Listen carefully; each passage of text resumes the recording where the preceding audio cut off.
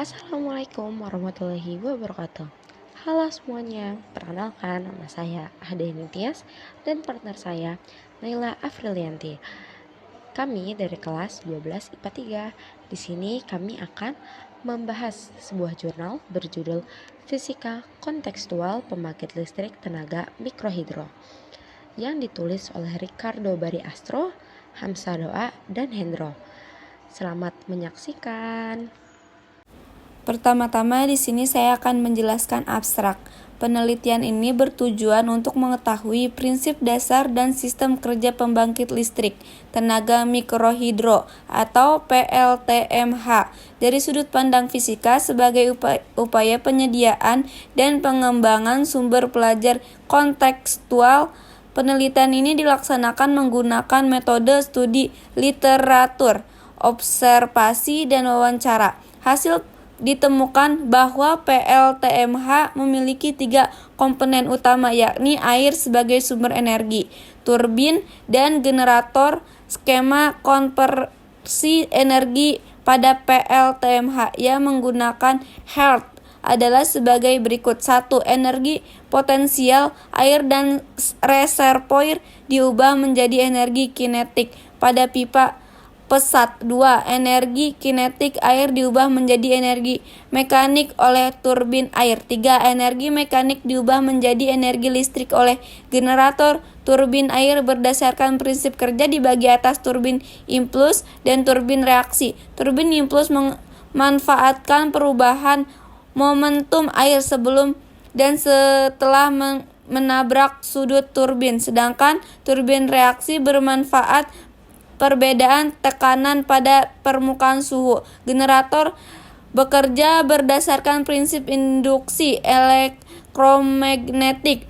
Ketika rotor generator yang terkoppel pada turbin berputar, kumparan konduktor akan memotong garis medan magnet sehingga timbul tegangan induksi.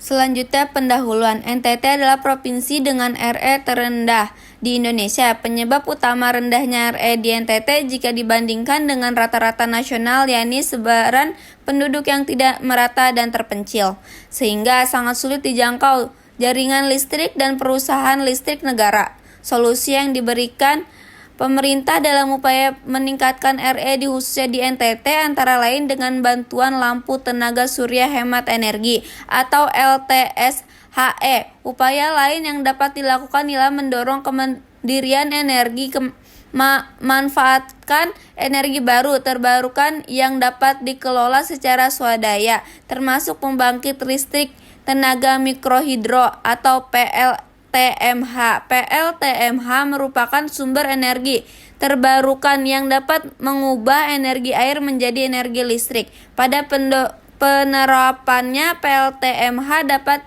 memberikan dampak positif berantai mulai dari pemanfaatan energi air dalam skala mikro yang bebas polusi hingga upaya pelestarian daerah aliran sungai dan daerah tongkapan air guna menjaga debit air untuk kelangsungan pasokan energi listrik. Teknologi ini sangat memanfaatkan dan dapat diterapkan pada daerah-daerah terisolir yang memiliki potensi dan dikelola secara swadaya. Namun, keterbatasan pengetahuan mengakibatkan belum optimalnya penerapan teknologi PLTMH khususnya di NTT. Upaya untuk meningkatkan pengetahuan terkait teknologi mikrohidro dapat dilakukan melalui pembelajaran kontekstual. Metode penelitian. Penelitian ini dilaksanakan dengan metode studi literatur, wawancara, dan observasi. Studi literatur dilakukan dengan mempelajari konsep PLTMH yang mencakup konsep dasar, komponen, dan prinsip kerja pembangkit listrik tenaga mikrohidro. Dalam perspektif fisika, kegiatan observasi dilakukan pada pabrik dan laboratorium pengembangan mikrohidro CV Cianjuang, Inti Teknik Cimahi. Kegiatan wawancara dalam penelitian ini dilakukan antara lain kepada pakar mikrohidro dan Asosiasi Hidro Bandung, dan di penelitian aga ahli CV Cianjuang Inti Teknik. Sejarah PLTH, pembangkit listrik tenaga hidro atau PLTH, pemula dari kincir air yang terbuat dari kayu dan telah digunakan di Eropa sekitar tahun 2000 silam dan difungsikan dalam penggilingan gedung revolusi industri di Eropa dan dibutuhkan untuk mengembangkan perangkit penghasilan listrik kecil, menyebabkan pengembangan kincir air menjadi turbin listrik. Turbin hidro pertama tercatat dikembangkan oleh Benoit Foureiron di Prancis sekitar tahun 1820-an. Pada awal abad ke-20 terjadi peningkatan pemanfaatan PLTH di Eropa dan Amerika Utara, membangun bendungan serta mengeksploitasi hingga 50% potensi yang secara teknik memungkinkan PLTH di Indonesia telah ada sejak tahun 1802 untuk industri teh berdasarkan Peraturan Menteri Pekerjaan Umum pada Perumahan Rakyat Republik Indonesia Nomor 9 Tahun 2016. Pembangkit listrik yang memanfaatkan air dikelompokkan menjadi 3 berdasarkan besarnya daya dihasilkan, yakni pembangkit listrik tenaga air berkapasitas lebih dari 10 MW atau MW, pembangkit listrik sampai 10 MW, dan pembangkit listrik tenaga mikrohidro dengan kapasitas kurang 1 MW. Kategori small hydro secara sederhana dapat dikelompokkan lagi menjadi beberapa tingkat, yakni piklohidro berkapasitas kurang dari 1 kW, mikrohidro berkapasitas 1 kW sampai 100 kW, serta mini hidro berkapasitas 100 kW hingga 1 MW. Komponen PLTMH. Desain dan komponen dari PLTMH dapat dibuat bermacam-macam disesuaikan dengan karakteristik dan kondisi wilayah tempat PLTMH tersebut akan dibangun. Secara umum, komponen PLTMH terdiri atas bendungan, saluran pembawa, saluran pengadap, saluran penena, pipa pesat, rumah pembangkit, dan saluran pembuangan. Skema PLTMH ditunjukkan pada gambar 1. Bendungan penyadap PWR berfungsi untuk menaikkan dan mengontrol tinggi air dalam sungai secara signifikan untuk dialihkan ke sebuah pembuka atau intoke. 2. Saluran pembawa head rate dibuat mengikuti kontur bukit untuk menjadi salvasi air. Bank penegang headlight berfungsi mengatur perbedaan keluarga air yang akan masuk ke pipa pesat, sekaligus digunakan untuk mengendapkan partikel-partikel pasir dari air. Yang keempat, pipa pesat atau penstock dihubungkan pada sebuah salvasi menuju turbin dan berfungsi untuk mengoptimalkan energi jatuhan air yang akan memuat turbin. 5. Rumah pembangkit atau powerhouse berfungsi untuk menetapkan turbin, generator, dan pusat kendali distribusi listrik. Yang keenam, saluran pembuang atau tail rock berfungsi untuk mengalirkan air yang keluar dari turbin air untuk diteruskan ke sungai. Selanjutnya di sini ada gambar 1 skema PLTMH atau Gunawan et al. 2014. Karena di sini kurang jelas bisa lihat di Google.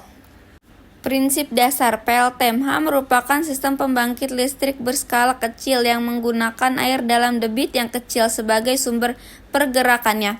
Air yang dapat dimanfaatkan pada teknologi PLTMH dapat disumber dari saluran irigasi sungai atau air terjauh alam, atau Bakhtiar et al. 2015. Secara umum, PLTMH memiliki 3 komponen utama, yakni air, turbin air, dan generator. Debit air dan head adalah elemen penting untuk menghasilkan energi berupa energi mekanik maupun listrik.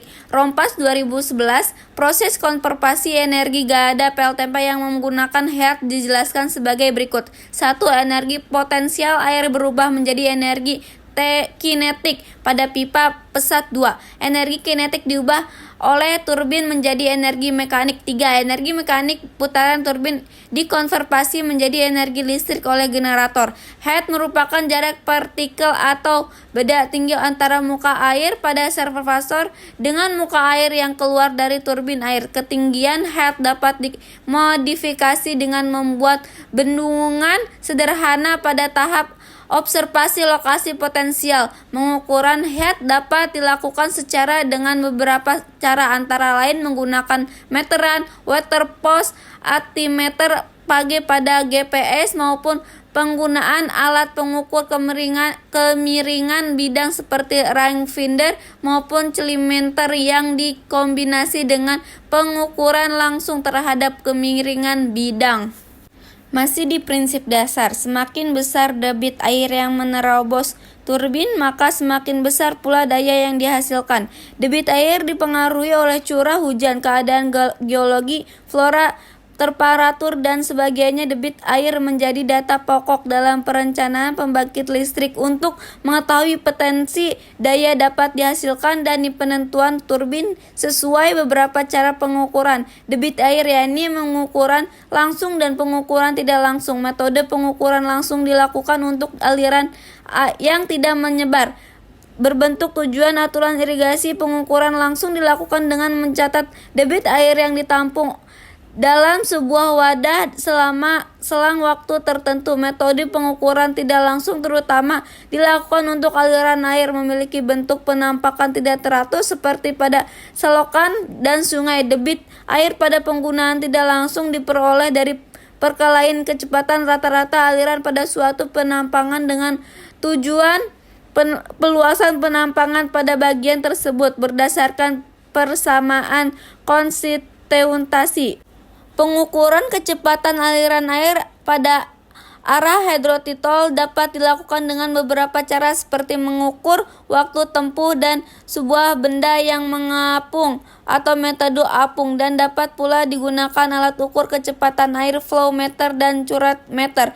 Pada arah partikel, perhitungan kecepatan air dapat dilakukan menggunakan persamaan manual dengan memproyeksikan pertemuan reservoir sebagai titik A dan pertemuan ujung pipa pesat sebagai penumpang B luas. Permukaan penumpang A jauh lebih besar dibandingkan dengan penumpang B sehingga kecepatan air pada penumpang A dapat dianggap nol. Tekanan pada penumpang A sama dengan tekanan pada penumpang B atau tekanan atmosfer. Jika cuma pengukuran di titik B, maka tinggi penampangan B adalah 0 dan tinggi penampangan A adalah H. Maka penghitungan kecepatan aliran air di titik B adalah sebagai berikut. Nah, itu bisa dilihat gambarnya. Lalu prinsip dasar yang terakhir, prinsip sederhana dari PLTM adalah sebagai berikut. Pada sungai dibangun bendungan sederhana yang akan mengalirkan air melalui saluran pembawa menuju pengendap yang dalam banyak kasus berfungsi sekaligus sebagai bak penenang. Sebelum menuju ke pipa pesat biasanya dipasang penyaring agar kotoran sampah yang mengapung tidak merusak turbin di dalam pipa pesat. Energi potensial air perlahan berubah menjadi energi kinetik menyebabkan turbin berputar atau phase 2002. Perputaran turbin dapat digunakan untuk memutar sebuah alat mekanik atau mempersikan sebuah generator listrik. Putaran turbin yang dihubungkan dengan generator akan menghasilkan tegangan induksi yang dapat disalurkan kepada konsumen. Secara teori, daya yang dihasilkan oleh pembangkit listrik tenaga hidro termasuk mikrohidro adalah sebagai berikut. Itu bisa dilihat rumusnya. Daya teoritis akan berkurang setelah melalui turbin dan generator dengan nilai efisiensi tertentu. Daya real keseluruhan sistem PLTN dapat dituliskan sebagai berikut. Itu lihat rumusnya. Dengan P adalah daya terbangkit pada proses turbin watt. Pada P adalah dasar A atau kilometer, dengan Q merupakan debit air, M3 atau SH adalah kegentingan efektif hard turbin, M, dan N adalah efisiensi total sistem PLTM. H efisiensi total sistem yang dimaksud efisiensi keseluruhan sistem PLTM H yang diperoleh melalui persamaan berikutnya. Itu rumus yang terakhir. Nah, Di jurnal ini juga dijelaskan tentang turbin mikrohidro, yaitu turbin air berperan untuk mengubah energi air atau energi potensial tekanan dan energi kinetik menjadi energi mekanik dalam bentuk putaran poros turbin. Berbagai tipe turbin dikembangkan untuk mengakomodasi berbagai kondisi alam. Terdapat dua jenis turbin berdasarkan prinsip kerjanya, yakni turbin impuls dan turbin reaksi. Yang pertama ada turbin impuls. Turbin impuls lahir dari konsep sederhana tentang perubahan momentum yang terjadi sebelum dan setelah air menabrak sudu-sudu atau roda turbin. Sistem kerja turbin impuls ialah menggunakan energi air dari jet penyemprot untuk menabrak sudu dan menyebabkan turbin berotasi dan menghasilkan energi mekanik. Sudu pada turbin impuls tidak terendam dan air tetap pada tekanan atmosfer sebelum dan setelah melakukan kontak dengan sudu. Turbin berjenis impuls seperti Pelton, cross-flow, dan turbo cenderung digunakan pada kondisi heat sedang hingga tinggi dan laju aliran rendah. Desain sudu turbin jenis impuls dibuat sedemikian rupa untuk memperluas bidang kontak dengan air. Nah, di sini terdapat contoh gambarnya, yaitu turbin impuls Pelton, jenis Pelton, yang A dan B itu turbo, sedangkan yang C itu adalah cross flow. Sudut-sudut turbin Pelton pada gambar 2 terdiri atas dua bagian yang simetris. Pembagian sudut turbin Pelton demikian memperbesar gaya kontak terhadap semburan air sehingga hampir semua energi air dari nozzle atau jet penyemprot mendorong sudu dan selanjutnya air dibelokkan jatuh ke saluran pembuangan. Sistem turbin turbo memiliki kemiripan dengan turbin Pelton, namun dengan posisi nozzle yang dimiringkan secara aksial. Posisi ini memungkinkan aliran air lebih menyeluruh pada permukaan sudut turbin. Turbin turbo dapat menangani tingkat aliran air secara signifikan lebih tinggi dibandingkan turbin Pelton dan memungkinkan untuk operasi yang lebih efisien dalam rentang heat lebih rendah. Turbin closed flow atau turbin bangki merupakan turbin aliran radial yang bekerja pada tekanan atmosfer sehingga tidak memerlukan penutup kedap udara. Turbin cross flow dapat dioperasikan pada debit dan heat yang lebih rendah dibandingkan turbin impuls lainnya.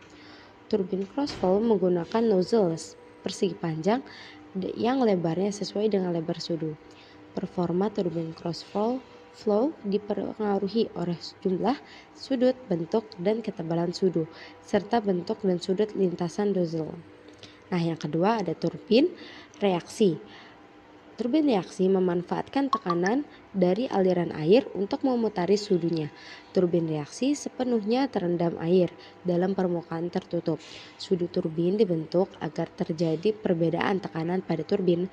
Tekanan pada bagian atas lebih besar dibanding tekanan di bagian bawah turbin, sehingga menyebabkan gaya angkat hidrodinamika yang mendorong sudu berputar. Turbin reaksi umumnya digunakan pada kondisi heat rendah dengan debit besar. Contohnya, turbin reaksi adalah turbin Francis dan Poplar atau Kaplan. Sudut turbin Poplar membentuk baling-baling dengan sisi sudu dibentuk menyerupai sayap pesawat terbang. Turbin Poplar didesain untuk kondisi heat rendah dengan debit air besar. Umumnya turbin dengan sudut tetap disebut turbin Poplar, dan jika sudut turbin dapat diatur dinamakan turbin Kaplan. Air masuk ke sudut turbin Kaplan atau Poplar secara aksial dan menyebabkan daerah di bawah sudu mengalami penurunan tekanan akibat kecepatan air yang tinggi. Reaksi atas perbedaan tekanan tersebut menimbulkan gaya angkat. Berputarnya sudut turbin dipengaruhi oleh komponen tangensial dari gaya angkat. Turbin Francis pada dasarnya merupakan modifikasi dari turbin Poplar. Air masuk ke dalam sela-sela sudut turbin secara radial dan akan keluar secara aksial. Masing-masing sudut turbin Francis dibentuk menyerupai sayap pesawat terbang yang tipis dan tajam sehingga memungkinkan aliran air pada kedua sisi sudu berbeda. Sisi dengan aliran air besar akan berkurang tekanan sehingga tercipta gaya angkat yang mendorong sudu ke sisi tersebut. Penampang bawah sudu turbin Francis sengaja dibuat melengkung agar air yang keluar dari sela-sela sudu turbin secara aksial menabrak lengkungan tersebut dan menghasilkan perubahan momentum. Dengan demikian, turbin Francis merupakan kombinasi antara turbin impuls dan turbin reaksi. Gambar 4 menunjukkan turbin impuls, Pelton, dan turbo dapat beroperasi pada heat medium dan tinggi dengan debit air kecil. Namun, turbin impuls lainnya yakni cross flow dapat pula diterapkan pada kondisi heat yang sangat rendah. Sebaliknya, turbin reaksi umumnya digunakan pada kondisi heat rendah.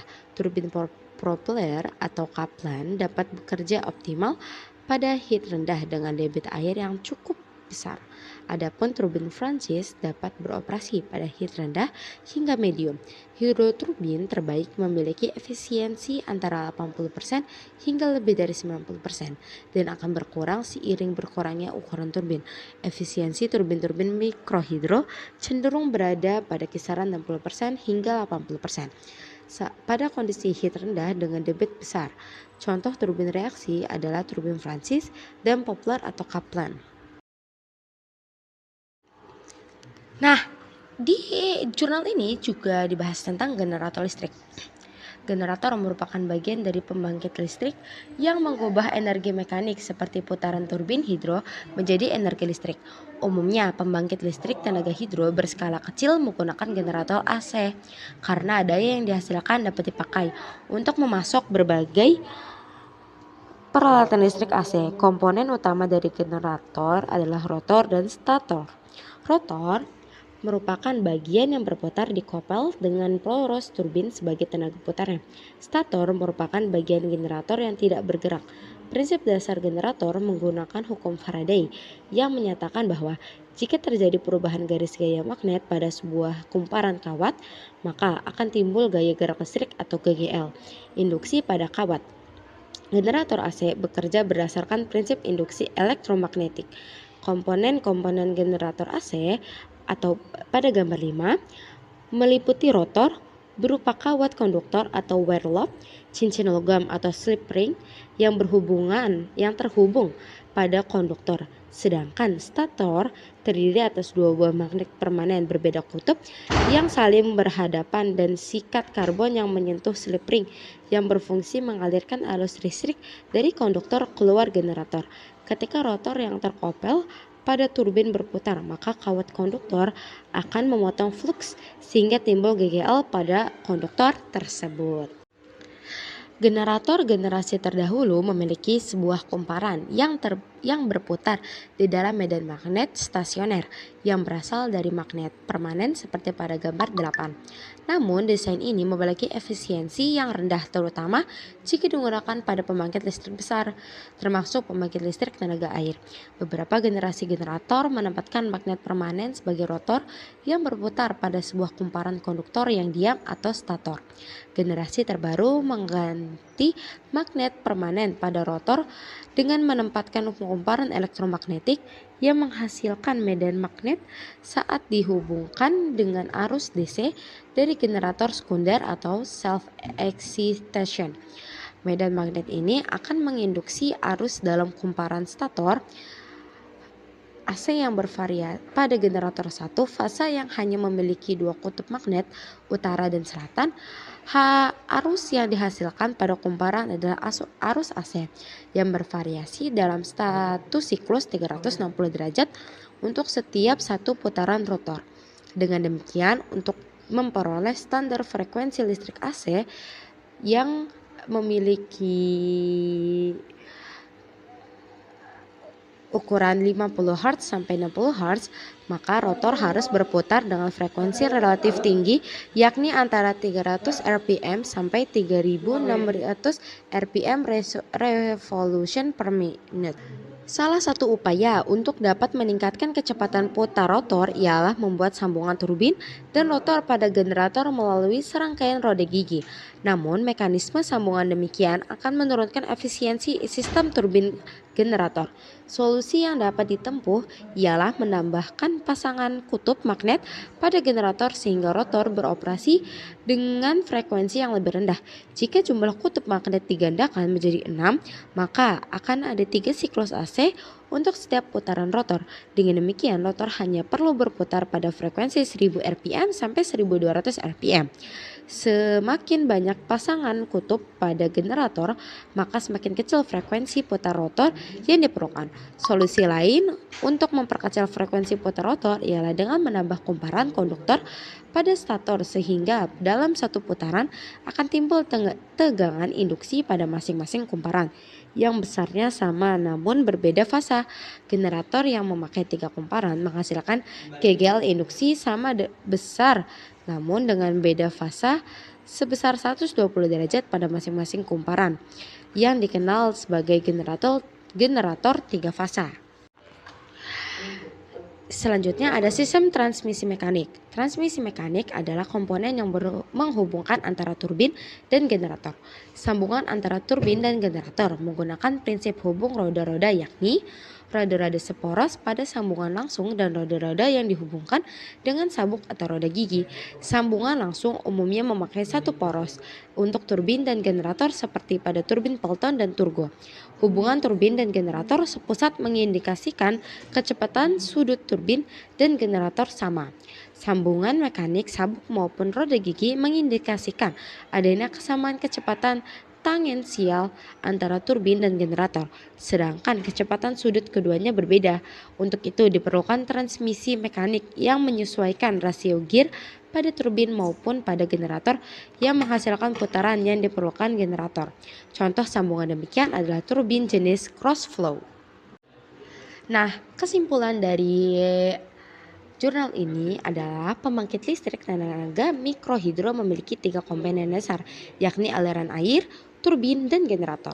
Energi potensial jatuhan air berubah menjadi energi kinetik pada pipa pesat dan selanjutnya diubah menjadi energi mekanik oleh turbin. Berdasarkan prinsip kerjanya, turbin terbagi atas turbin impuls yang memanfaatkan konsep perubahan momentum air sesaat sebelum dan setelah menabrak sudu, dan turbin reaksi yang memanfaatkan perbedaan tekanan saat aliran air melewati sudu. Turbin impuls umumnya diterapkan pada kondisi heat tinggi dengan debit aliran air rendah. Sedangkan turbin reaksi umumnya dipasang pada kondisi heat rendah dengan debit aliran air tinggi. Generator berfungsi mengubah energi mekanik turbin menjadi energi listrik berdasarkan prinsip induksi elektromagnetik. Sambungan antara turbin dan generator menggunakan konsep roda-roda, antara lain sambungan langsung seperti pada turbin Pelton dan turbo, dan sambungan memakai sabuk atau roda gigi seperti pada turbin cross flow. Teknologi pembangkit listrik tenaga mikrohidro atau PLTMH menggunakan banyak konsep fisika sebagaimana yang diuraikan pada makalah ini. Dengan demikian, maka sangat baik jika PLTMH digunakan sebagai salah satu pembelajaran kontekstual terutama pada daerah-daerah yang telah memiliki teknologi ini dalam upaya meningkatkan pemahaman dan penguatan konsep fisika. Pembelajaran fisika kontekstual PLTMH juga dapat diterapkan pada daerah dengan potensi energi air yang cukup namun memiliki rasio elektrifikasi yang rendah seperti di NTT dalam upaya peningkatan literasi sains dan mewujudkan kemandirian energi. Mungkin cukup segitu aja yang dapat kami sampaikan oleh saya Naila Afrilianti dan rekan saya Ahda Ayuning Tias. Jika ada salah baca atau salah ucap yang kurang baik dan kurang tepat, mohon dimaafkan. Wabillahi taufiq wal hidayah. Wassalamualaikum warahmatullahi wabarakatuh.